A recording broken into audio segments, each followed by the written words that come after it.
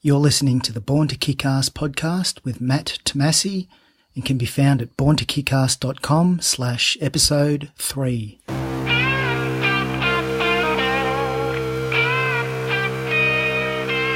Welcome to the Born to Kick Arse podcast, where you're introduced to the most fascinating people on the planet. Learn the ingredients of greatness that you can apply to your life. And now your host, Matthew Tomasi.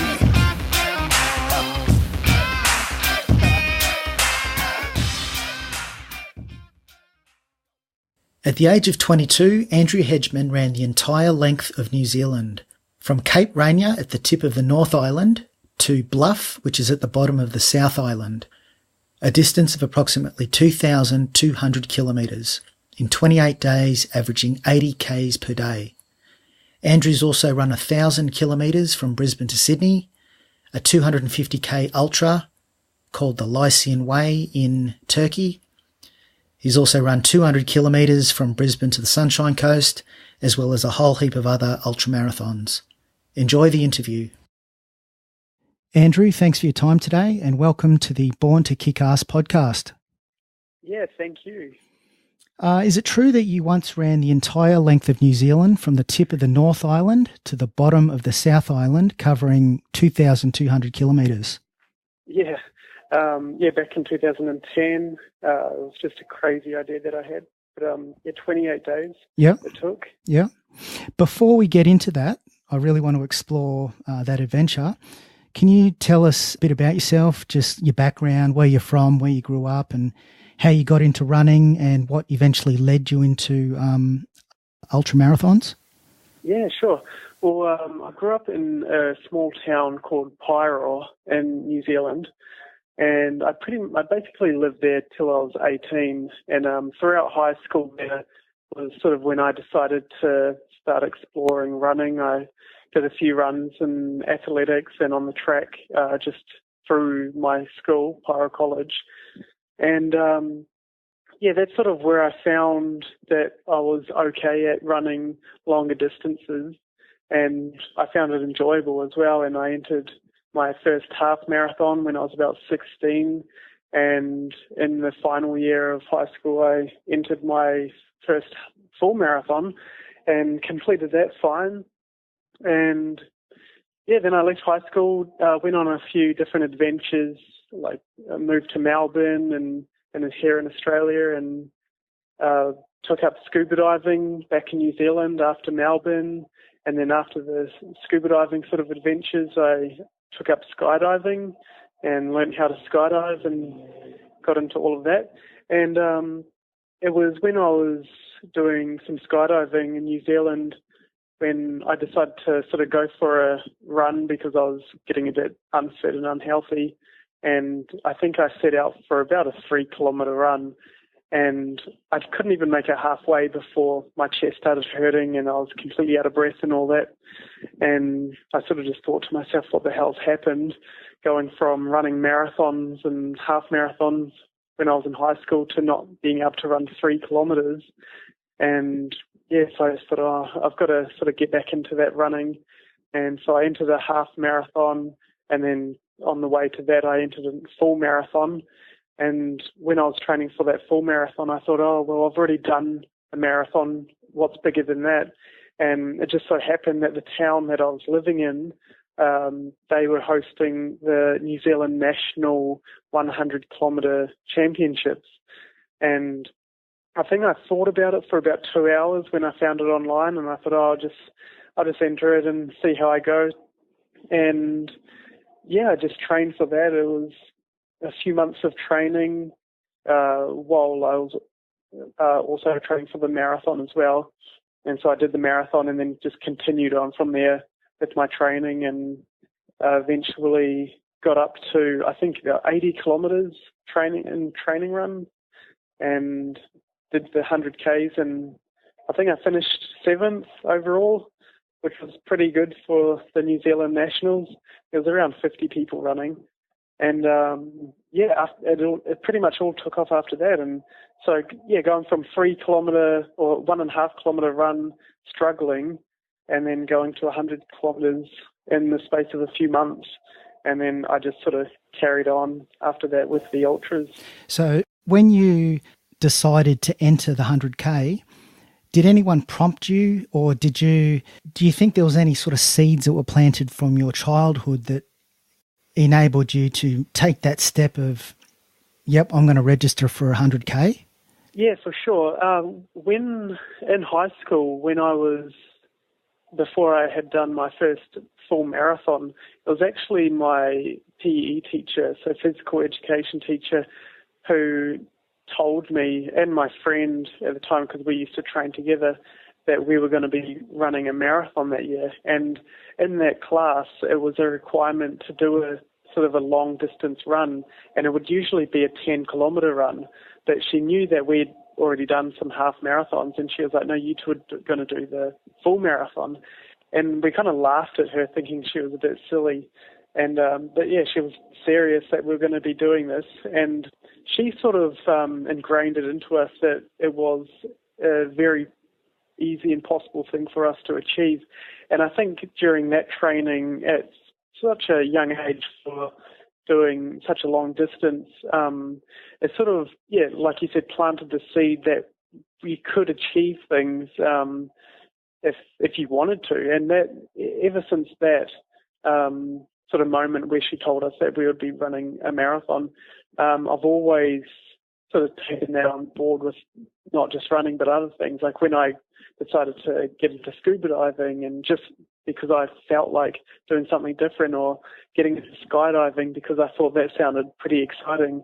It was just taking leap after leap, doing unusual things, but knowing in my mind that I could do them if I tried hard. And yeah, it was the same with entering that first ultra marathon. It was sort of seeing it, thinking about it for a couple of hours, thinking, okay, I've got 7 or 8 months before it takes place, and I think that's enough time. And yeah, I think it was just believing in yourself, and just sort of looking back at past experiences where believing in myself sort of got me to different places. So how did you pull up after the first ultra, like the first 100K? Was it ugly, or did you pull up fine afterwards? Yeah, I mean, the 100Ks is 100Ks. It's going to always be a painful experience, I think. But I think the last 20Ks were pretty tough, just from memory. I was running with a seasoned ultra marathon runner, and she, I think she came first or second in the woman, and we sort of just ran the last 30 or so Ks together. And yeah, she sort of pushed me along, and I helped push her along as well, right to the very end. And I remember afterwards, I felt great afterwards, but yeah, about 30 or 40 minutes later, as I was walking back, I was really feeling it. I was quite dehydrated, and yeah, my legs were obviously just completely shattered, and I think I slept most of the afternoon. But then, in saying that, 4 weeks after that ultramarathon, I actually ran a 80 or 90 kilometre trail ultramarathon. So yeah, 3 or 4 weeks, and that was actually the Tarawera ultramarathon, the inaugural one, which is quite well known now. Yeah, so that was the very first time that they had run it, and I happened to run the first one. Which at the time it was quite a small event compared to what it is now. It's this huge event that runners from all over the world run. So it was quite nice to be part of the first one for that. So with the full New Zealand run from the top to the bottom, how did that come about? Can you give us an insight into how that adventure came about, and you know the time frame leading up to getting to day one of the run? Yeah, I can't remember exactly why I decided to do it. I do remember when it first came into my head. I was actually sitting with a housemate. I think it was after my first ultramarathon, and I was thinking I was pretty invincible. And I was thinking, I really want to do something crazy. And he suggested, why not run the length of New Zealand? My housemate at the time, his name was Cliff. And was he serious or was he sort of joking? No, I think he was serious. He can't even remember saying this, but I do, because I think I didn't stop thinking about it after he said that. And so I think when he mentioned that, it sort of stuck in my head, and I sort of went online and had a look at who had done it before, and when I was thinking about it, Lisa Carmody, who's a New Zealand ultramarathon runner, she was actually about to start her run of New Zealand. So at the time, I was also planning on moving to Australia, so I was watching her progress while I'd just moved over, and it was just when I moved over to Sydney, probably a month after, was when I decided that I'd do it, and it was would have been during or after Lisa's run, so she may have inspired me to sort of do it as well, seeing how she did it and completed it. And I don't know what pushed me to say that I would do it, but I think it was just one of those quick decisions where I just decided, okay, this is something that I'd love to attempt, and a huge goal that I at the time thought that would be possible, and it was in the end. So the moment you committed to yourself, yep, I'm going to give this a go, through to the time that you actually commenced the actual run, was that goal always in your mind? In your mind, sort of every day leading up to day one, was that your main focus, and was all your energy dedicated towards training and planning and sorting out the logistics and doing whatever you could to make that dream a reality? For sure, yeah. It was, every day there was something going on, whether it was training or, the planning and the logistics. I can't, looking back at that time in Sydney, because I lived there for a few months before the run in New Zealand, and every single day was working towards it. Because I did also have a full-time job, so it would be, if I wasn't running after the job in the afternoon, I would be at the gym, and on my days off I'd be doing a huge run, or I'll be sort of on the computer organising and planning. So and I remember there was a lot of training runs, especially the longer ones on the weekends, where I'll just be sort of getting overwhelmed by the whole thing, thinking, if I complete this would be such a huge achievement. And it was always such a drive to complete it, or to even get it started, and then obviously complete it as well. And I believe your mate, you had a mate that was crewing you? Yeah, Neil Hope. Yeah, it was funny how that happened, because it was being so young. I think I was 21 when I had decided to do it. I had no experience in doing any kind of event like that, and I just put on Facebook. This was after I announced that I was going to be doing this crazy run. I had no support crew or anything, so I just put it out there. I was like, "Hey guys, I'm looking for 4 friends to help me do this. So 1 for each week, because I didn't expect anyone to take a month off to sort of drive alongside the length of New Zealand for an entire month. It must be the slowest drives that anyone's taken to do that. But so I put it out there, and I was hoping for 1 friend every week to sort of take over, and he just said straight away that he would do it and do the whole trip with me. And he even quit his job to do it, and because I think he was at a point where he was sort of just wanting to do something different, and he was sick of the same old thing and wanting to just sort of get out there and do something. And that was his. I think when I had put that out there, it was sort of a ticket for him to do that. And so he crewed the whole way with me in his car, and we did it together. Yeah, that would have been tough on him as well. Hours and hours of driving and stopping regularly, and having to sort out your refueling and your nutrition and medical needs and change of clothes and stuff like that. So, yeah, it would have been pretty full on for him as well. Oh, yeah. Like he would usually stop every 10 kilometres, and we were doing around, I think it averaged around 80 Ks most days. And, yeah, so 10 or 8 stops, or it would actually even be more, because in the last 10 or 20 Ks, when I'd start to sort of slow down, I would like him to stop every 5 Ks and then every 2 Ks if I was feeling really bad. But yeah, he would have to have everything prepared. Sometimes I'd get to the car and he'd be just asleep because it was just so tiring for him as well, waking up at 5 every morning or earlier. I think we were waking up around 4 and starting at 5, giving ourselves 12 hours to complete the day at 5 p.m. So yeah, it would have been really tough, and then he would have to sort of go ahead and arrange the accommodation that we had already arranged. He would have to go and confirm it while trying to rush back to me to get me prepared. And yeah, it was a huge task, and I think it was a learning task. But after 2 or 3 days, it was sort of you sort of knew what to expect by then, and so yeah, it became easier for both of us. But yeah, it sort of became more routine, I guess.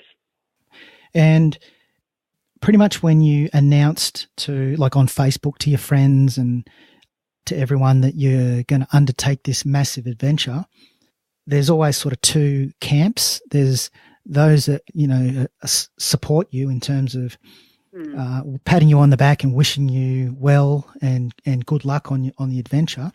Were there many doubters at all?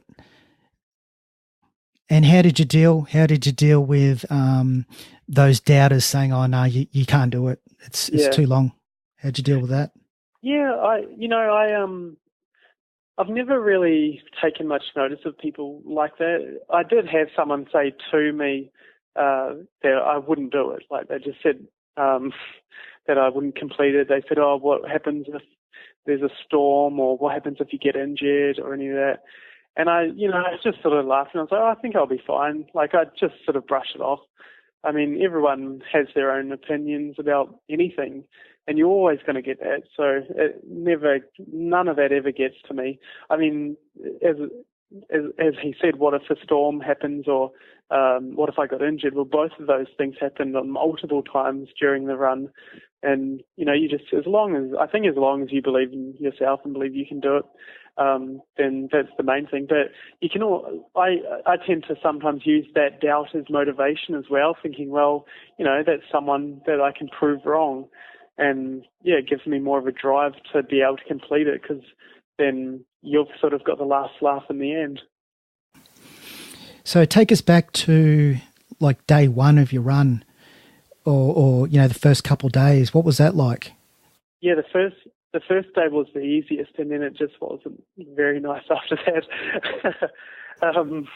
So was it like after the first day, was it like, oh no, the honeymoon period's over? Did you sort of feel that, oh no, there's a massive mountain in front of me now? Like, all the fun and games are over. It's now head down and yeah. Did you have that feeling? The first day, I remember, we decided that Neil would stop and wait for me every 10 kilometres. And I remember on the very first stop, he was waiting there. And so I'd run 10 kilometres of this 2,000 plus kilometre journey. And he was like, "Oh, how are you feeling?" I was like, "Yeah, not too bad, but I would hate to not be feeling well at this point." And that day, I remember it being very hot. Because it was the middle of summer. I didn't expect it to be as hot as it was, because I'd been training in Australia, so I was thinking I'd be all right. But I remember it being quite hot, and the first day seemed to roll over fine. I think it was around 70 or 80 kilometres, and we sort of just grinded through that, and that was fine. The next day was just over 90 kilometres, I think, and it was massive. It wasn't just the distance; it was the amount of hills and everything. that I really didn't expect it to be that rough on road. And yeah, it was sort of like that for the first 5 days, actually, just the amount of hills that was so unexpected. And yeah, we did run into quite a few problems on those first days, and even injuries as well. So yeah, it was after the first 3 days, or day 1 went fine, but then 2 and 3 was when it was starting to get a bit, we're actually being quite ambitious here, especially on day 2 when it was 90 kilometres. I was thinking, geez, I had trained for these days, but doing them back to back is a whole nother thing. It's quite challenging to do. Did you find your mind wandering a lot in terms of projecting forward to the finish line all the time? And did you find yourself having to check yourself and either let go of your mind or reel it back to the present moment? Yeah, definitely. I don't think there was one day where I didn't think about the finish. Even on the first day, I was thinking about the feeling of what it would be like to finish that run. And I do remember I do remember it was day 5. I was thinking about that finish line, and then reality sort of struck, and I thought, geez, I've got a whole lot to go before I even get there. And that's when everything was sort of becoming quite real to me. And yeah, I mean, when things were going right, my mind could wander and everything, and it would be great. But there was a lot of times when things weren't going so good, and your mind sort of starts to go to sort of more negative sort of places, and you got to pull yourself back in, thinking, okay, we've got to focus on how to get through this or how to get through that obstacle, and focus on that instead of sort of thinking, oh man, do I sort of finish the run here? So yeah, there was a lot of pulling myself back and sort of trying to deal with the situation rather than getting into a sort of a bad mindset.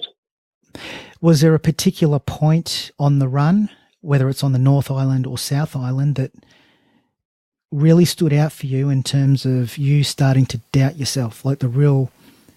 On day 5 was the toughest day because it was coming into Auckland, and I think we were about 15 kilometres away from the finish of that day, and I started getting very, very severe shin splints on, I think it was my right leg, and yeah, I had never really had shin splints before, and so I wasn't sure what was happening, and I knew it was some sort of injury. And by the end of the day, the last 5 kilometres, I was barely able to even jog. And we got to our accommodation for the night, and I sat in the shower with the water just pouring over me because I couldn't stand up. And I was thinking, is this are we going to have to pack up tomorrow morning and drive home and just finish the whole thing? And so I didn't say anything. I just thought, okay, we'll sort of try and deal with it the next day. And the next day we had to navigate through Auckland, which was, at the time, we didn't have a GPS. We just had maps and stuff like that. And so we're trying to navigate through. And I'm trying to deal with these shin splints. And it took about 2 to 3 hours before I could start actually consistently jogging again. And by the end of it, my legs were feeling okay, considering I had shin splints. And by the end of the day, I thought, well, it was another 80-kilometre day. I thought I'd just gotten through 80 Ks with shin splints, and then I was sort of feeling a bit more positive again, thinking I can just manage it as I go along. But yeah, at the very end of that day 5, that was a really tough thing to deal with. I'm wondering if I'm going to get through it or not. Yeah, obviously. So how many hundreds of Ks was this into the run? So was this like 300 Ks or so? There would have been, around 400 kilometres into the run, yeah. Every morning, did you have a particular routine at all? Yeah, we would usually wake up around 4, depending what time we were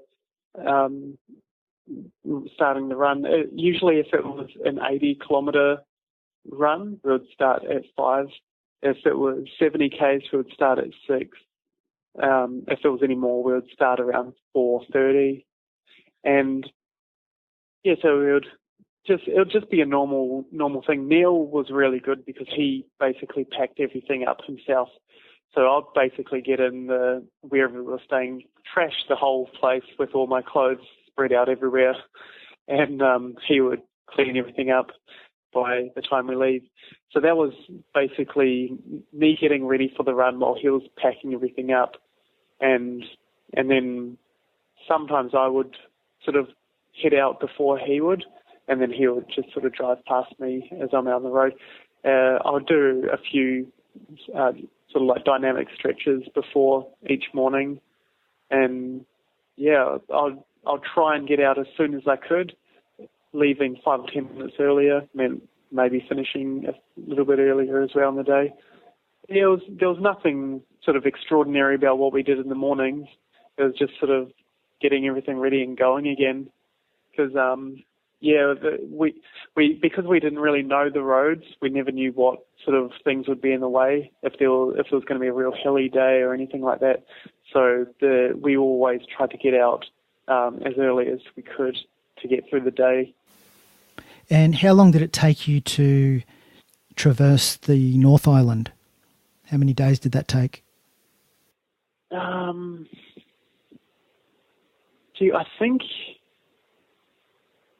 think it was around 15 days.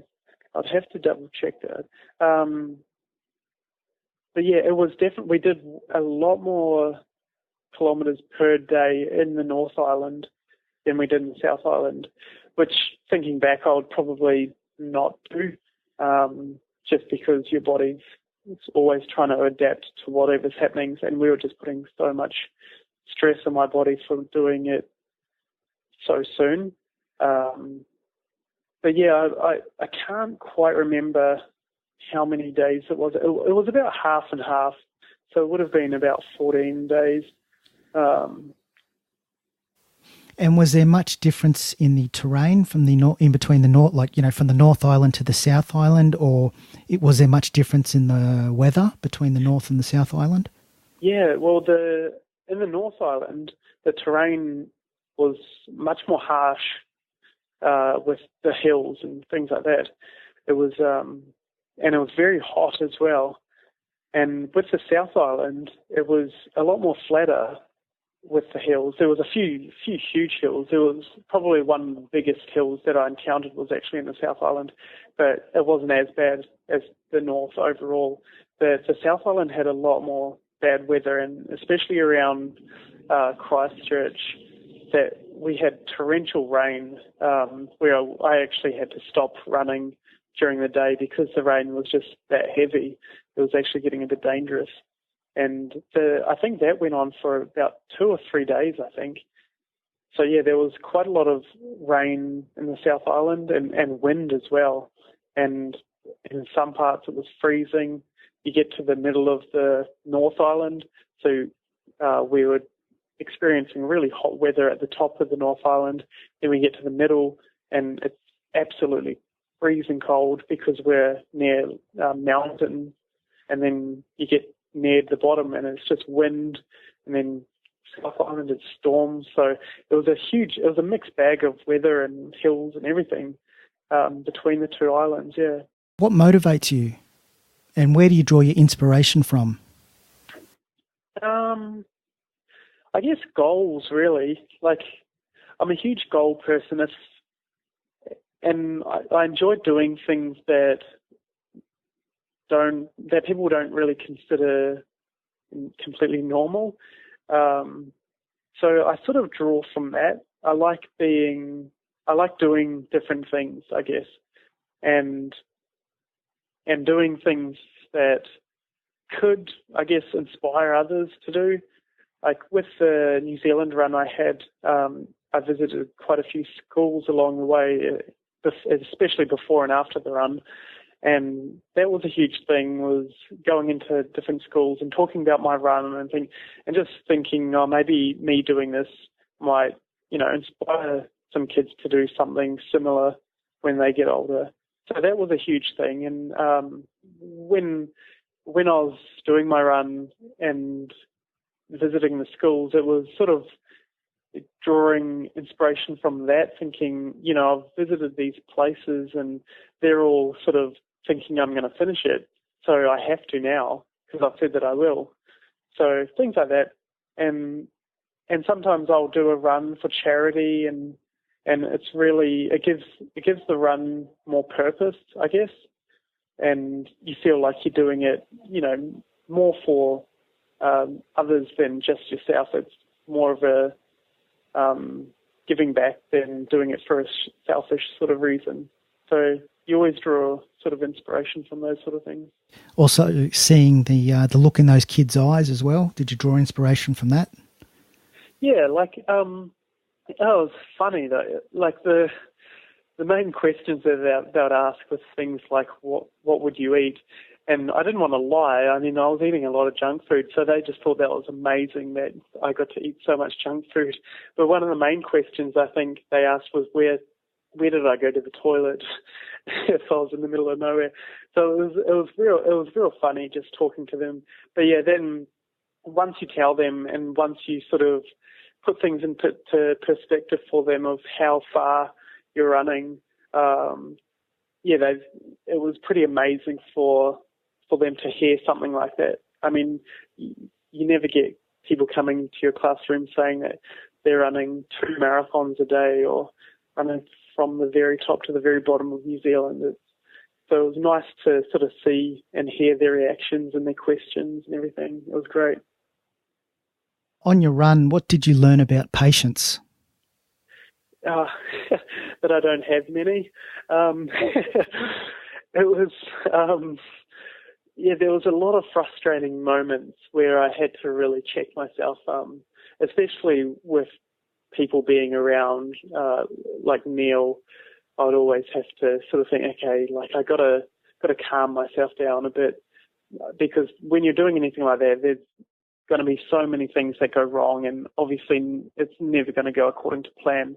So you've always got to deal with it and deal with how long things take. Like we always had a plan of an estimated time of what day, if we're doing 80 Ks, we'll try and finish in 12 hours. I remember one day it started going over 14 hours and I was sort of losing patience because we were getting, every time I'd turn around a corner, it would be another hill to get up. And it was just getting a bit frustrating, but, you just have to deal with it. And I think going through that, it helped a lot with future things that I did, especially with ultramarathon running. I don't think ever since then I've ever sort of gotten as frustrated as I did then, because I've been through it before so many times, especially with that run. So it was a really good learning experience dealing with emotions. Because I mean, everything that could have gone wrong pretty much did go wrong, from injuries to the bad weather to the car breaking down to just everything, to not finding accommodation. So there was so many frustrating moments, and the more frustrating moments that did appear, the more we learned to just deal with them. And I think that was a huge thing, a learning experience for sure. How mentally tough do you need to be, or would someone need to be, to undertake an adventure like this? How important is mental toughness? I think it's just as important as physical toughness or physical fitness. It's hard to, even if you've never done anything like it before, I don't think you can completely prepare yourself mentally or even physically. I mean, I wasn't able to, because I'd never experienced anything like that. Up until that point, I'd done 2.5 marathons, and the half one was ultramarathon, sorry. The half was one that I didn't complete. And so that was my ultramarathon resume before I started that run. So, yeah, it was a huge mental game, especially, like I was saying, with all the frustrating moments. And you had to deal with it as the best as you could, really. I mean, I guess as I went along, my mental toughness sort of grew, I guess. I mean, at the start I think I was losing my mind in a few places, but by the end of it, it was just sort of, I was almost at a point where I knew that I was going to finish. It was because I'd just been through so many different emotions throughout the whole thing. I know a lot of runners experience a state known as runner's high. And then those who run even further, there's the ultra runner's high. Yeah. Can you give us some insights into what you feel when you're experiencing or when you're in that state? Well, I think I'm still trying to search for that runner's high because I haven't gotten it yet. But I guess, yeah, maybe I have to train harder to get it. I think the high for me comes at the finish line. Like, there's so many races where I've been completely spent. I'll be walking along with only a few kilometres to go, and I'm just thinking, oh man, this is just crazy. But as soon as you're over that finish line, it sort of makes everything so worth it, and and that's where the experience is for me. I mean, it's a crazy thing to put your body through to run 100 kilometres or running the length of New Zealand. But as soon as you finish, it seems in this crazy way that it's all completely been worth it. And I think for me personally, that's where the high is at that moment. And that's the moment where I think a lot of people want to come back for more, because during the run, you hear a lot of people thinking, or saying that they're never ever going to do anything like this again, and they finish it and they're like never going to do it again. But then they remember that feeling of when they finished, and a couple of weeks later they're back training again. So it's the same for me. Like I can feel terrible during any race or any run, but as soon as you finish, it's just this huge, sort of like a sense of not just relief, but all the emotions like excitement and this sense of feeling that you've achieved something pretty great that, not many people do. I mean, not many of my friends run ultramarathons. So it's something that's hard to describe unless you've done it. Would you say that the feeling also comes from overcoming the desire to quit? Yeah, definitely. Yeah, for sure. Yeah. Can you give us a bit of an insight into like the day before, like the final day of the run or the day before the run, knowing that the end is fairly close? What sort of feelings were you feeling at that point, knowing that you're pretty much there? Yeah, that was a really, really cool feeling. The last 3 or 4 days is when it was starting to really hit that I was going to achieve it. I always sort of knew that I was going to, apart from that one day that I was talking about earlier about the day 5. But yeah, as I progressed along, I always thought that I was going to finish, and it was always going to be a great feeling. But yeah, those last couple of days was when reality was really hitting. And I remember the night before the final day, I remember sitting in our hotel room, and I was getting all my clothes ready for the last day. And I was just thinking to myself that I couldn't believe that I had achieved all of that. And I was sort of sending messages to my mum and a couple of my friends, and just, it was almost a surreal moment sitting there thinking I'd been running for 27 days, and that day, the next day was going to be the final day of this whole journey. And it's not even just the 27 days, it's the months and months leading up to it as well, with all the training and the preparation. And so it was a hugely emotional thing to sort of feel, knowing that not that you're just about to achieve something that was pretty, I guess, incredible, but that it was all going to be over as well, which that was pretty emotional to deal with as well.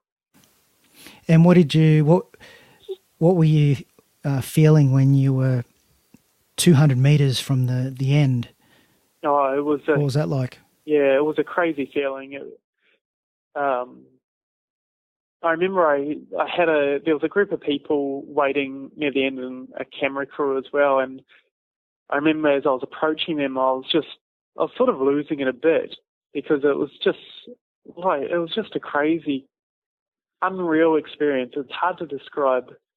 But yeah, and I got there and I couldn't even really speak when I was getting up there, and it was just, I had to sort of take a moment to think, okay, I've done it. And it was just, it's hard to describe. It's such a strange, bizarre feeling to accomplish something that you've been working on for so long, so many months, and you've put in so many hours for this, just a personal goal, and that's all it is. And you've finally done it. It's such a wonderful, amazing thing to feel. And it was, and it made the whole journey completely worth it as well. And what did that adventure teach you about yourself and the human spirit? Well, it's funny because everything I've done since then to do with running, I've never, ever doubted myself since then. I've never been in a race or any kind of training run thinking, like, can I do this? Or am I going to finish this? I've never doubted myself since then. And I think it's because I went through all of that before, and I always draw back from it as well. If I'm having a really tough time, I always think, I've been through much harder than this. And I can think back and think, oh, that was a really low point. And there's not many times since then where I've actually been that low before. So it's definitely made me a stronger person mentally to be able to deal with tough situations and to know that you can get through them. And so, with, like you said, mental toughness, it's definitely made my mind a lot stronger. And, I mean, there was a race recently that I did that I think I only trained for 3 or 4 weeks from not much running before that. And I almost dropped out at the last minute, but I thought, I'm sure it won't be as tough as that day of my New Zealand run, so I'll just do it anyway. It was a 50K ultramarathon. So, with that sort of thing, it's made me believe in myself a lot more, knowing that I can do things that, before that New Zealand run, I probably wouldn't have even thought about. So it's definitely taken me places where I wouldn't have even considered it before, which is a really nice thing to have happened out of it. I like to find out people's success secrets. So who's the first person that comes to mind when you hear the word successful, and why? It probably sounds weird to some people that don't know me, but the one person that I really think highly of is actually Arnold Schwarzenegger. And some people might think that's a really strange choice for, being an ultramarathon runner. But I think he's so inspiring. I've actually seen him before and spoken to him a bit. And he's had 3 hugely successful careers, and he became a millionaire before he even got into movies. A lot of people don't know that. He used what little money he had from bodybuilding competitions, which back then it was sort of like ultramarathon running. There's not much money involved at all. And now bodybuilding, of course, is a multi-million-dollar thing. But back then it wasn't. And so whatever money he got from that, he put into real estate and made his first million through real estate. And then later on he got into movies and then became a 2-term governor of California. so and he's inspiring when he speaks as well. I went to see him in Sydney in 2013, and yeah, it was incredible to hear about his sort of life story and where he came from. And I mean, he came from such a small town over in Austria, and he's become as successful as he has. So I think he's always been sort of an inspiring person in my life. And do you have a favourite success quote or a mantra that you really resonate with on your run, or just generally in life? I probably have 100 of them, but I can't think of the top of my head. It was actually just talking about Arnie. He has this thing that he says it's like the six rules of success, and they're pretty sort of simple rules, I guess. But I mean, hearing him say it just sounds inspiring. But yeah, but I remember it's a good speech. I've listened to that one before. It's really good. Yeah. It's really good. I think one of the things is something like you can't climb the ladder of success with your hands in your pockets, things like that. And I think that's like very true. I mean, you're not going to get anywhere if you're not going to. I mean, I wouldn't have run the length of New Zealand if I didn't train as hard as I did. Things like that. I mean, if you work towards something, if you want something bad enough, you have to put in the work to achieve it, and that's basically what he's saying. Yeah, one of his quotes was, "Don't be afraid to fail." Yeah, that's right. Yeah, because and that's it. You learn from your failures. You get up and don't listen to the naysayers. Don't give up. Give something back. I mean, yeah, it's all really it speaks true to everyone, I think, all of those sort of things, yeah.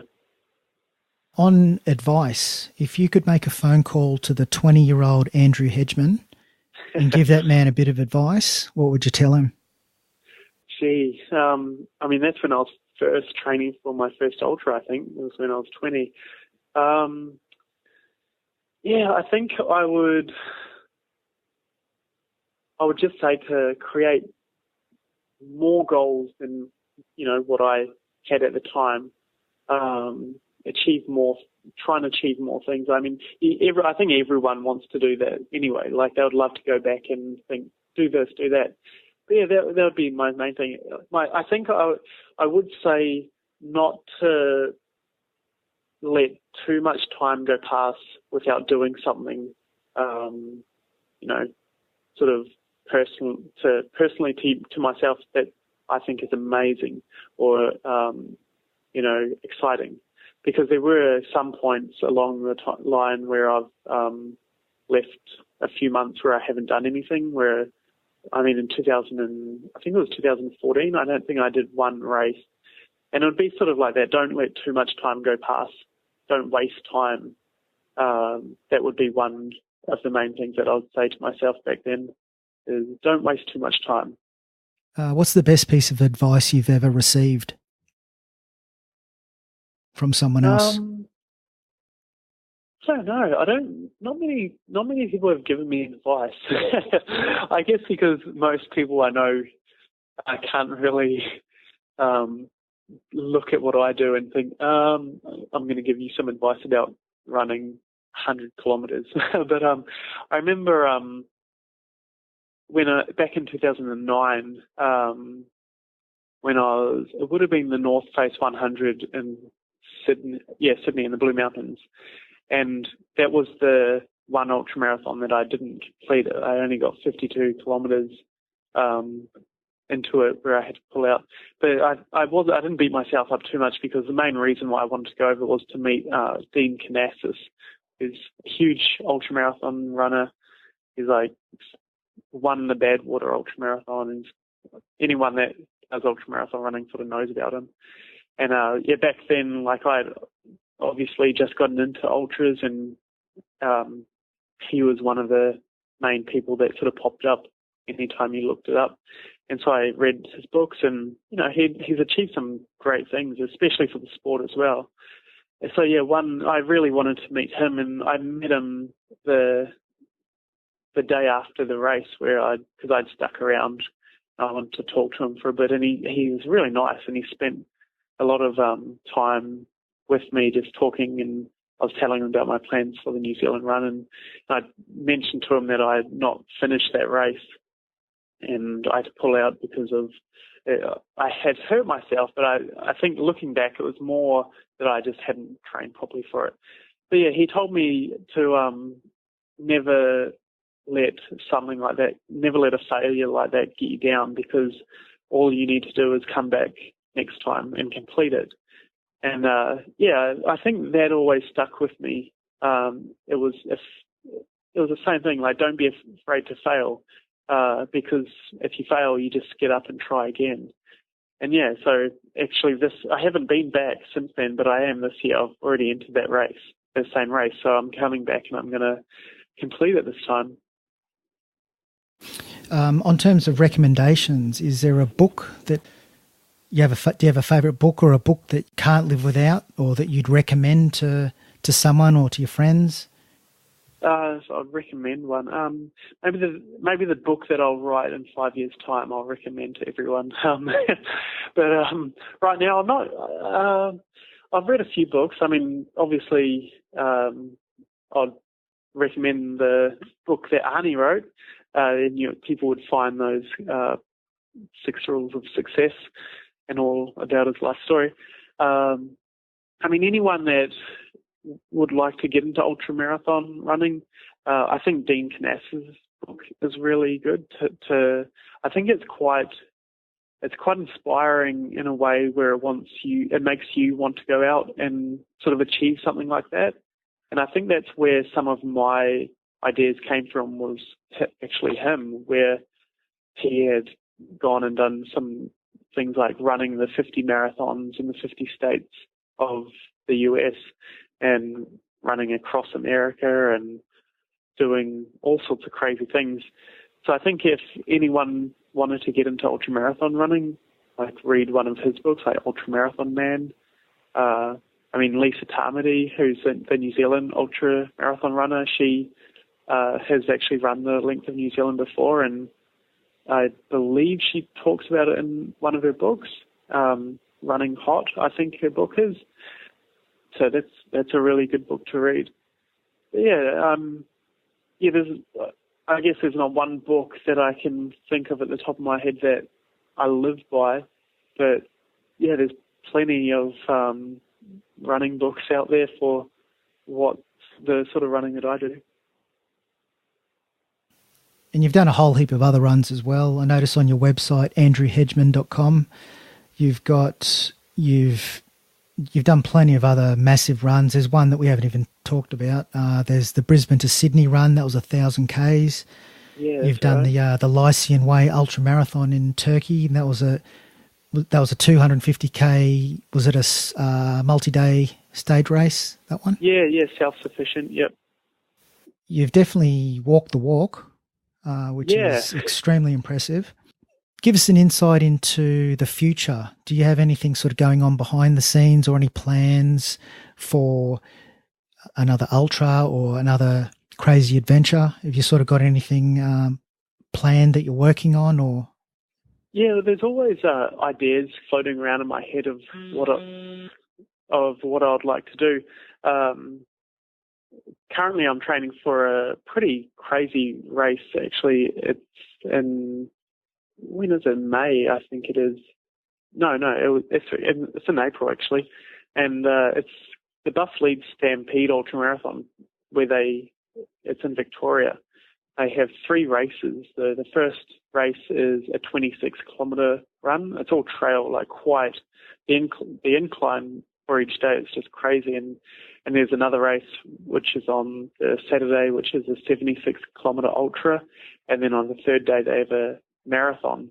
And last year they gave the option of doing the Grand Slam, which is all 3 races, so you do each consecutive race.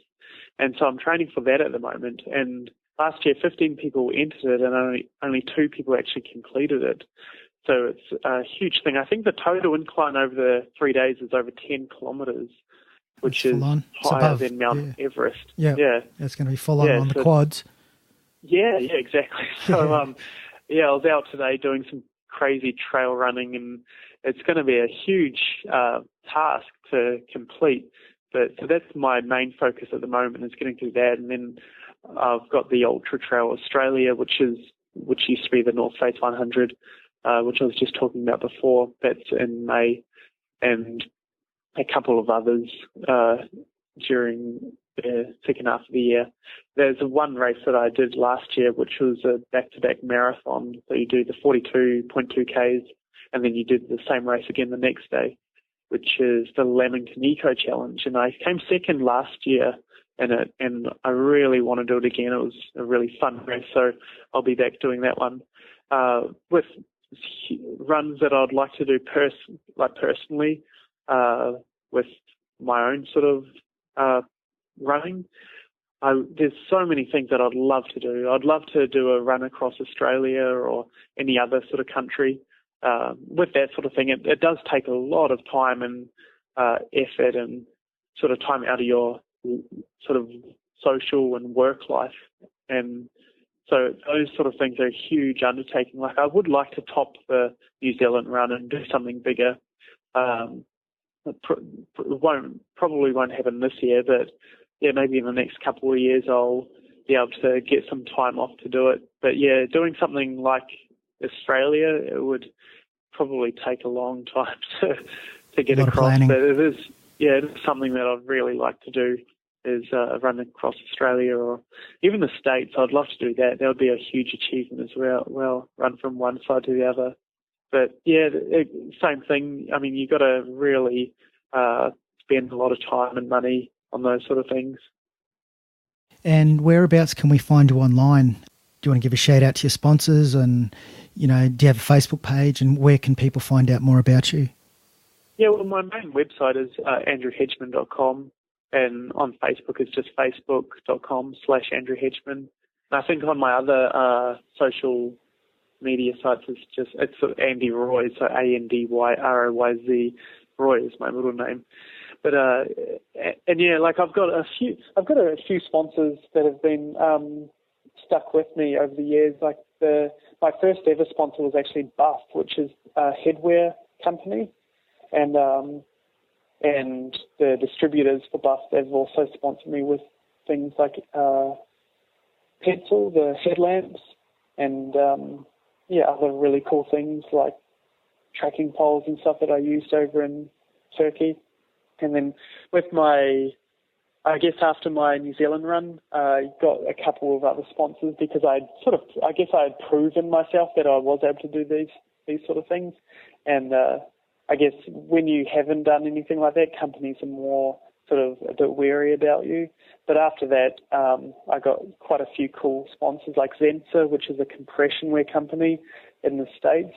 They've been with me for since 2012 now. Same with Hoka 11. They sponsored me with shoes since my Brisbane to Sydney run. And it was funny with that one.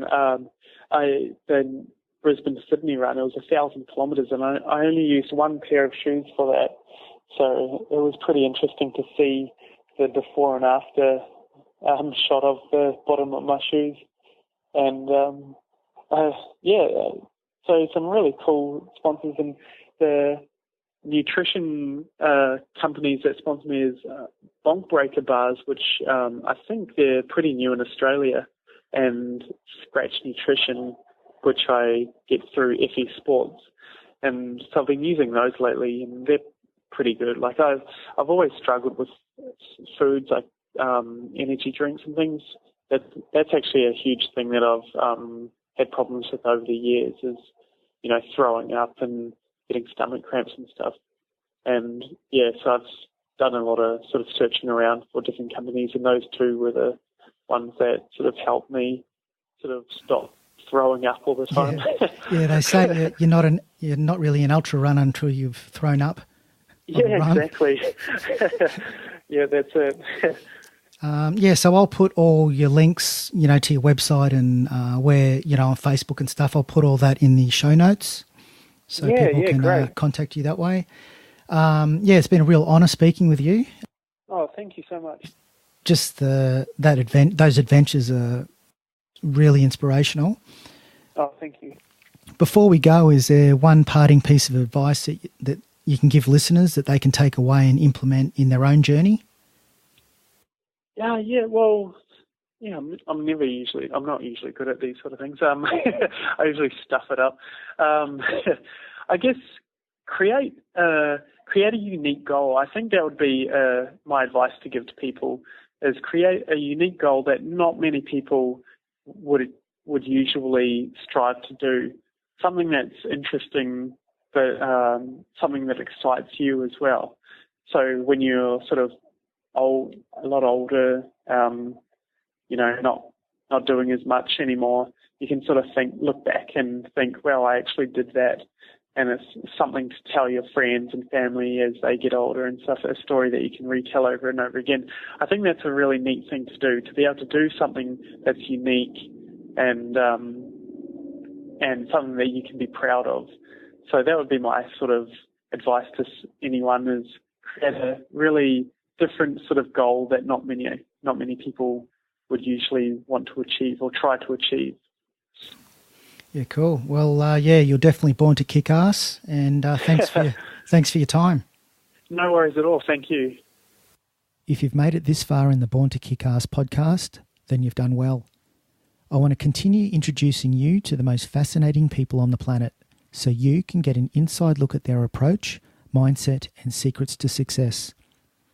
Hopefully, these interviews will inspire you to take steps towards reaching your own goals, no matter how big or small. One common theme all these people have is that they are proactive, and I need you to be proactive right now by subscribing, rating, and reviewing this podcast on iTunes. I also need you to head over to borntokickarse.com and subscribe to my newsletter. Please also tell one close friend about this podcast, someone like you who also kicks ass and wants to realise their full human potential. Welcome aboard, and catch you next time.